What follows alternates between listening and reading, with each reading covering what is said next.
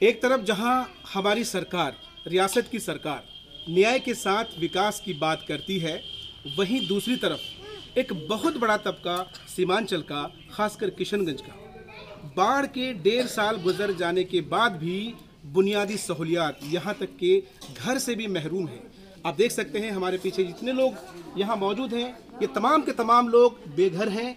पिछले साल यानी आज से 1.5 साल पहले की अगर बात की जाए तो 1.5 साल पहले हमारे इलाके में तबाही कुन जो बाढ़ आया था, उस बाढ़ में ये सब कुछ खो चुके हैं और आज शिद्दत की सर्दी पड़ रही है।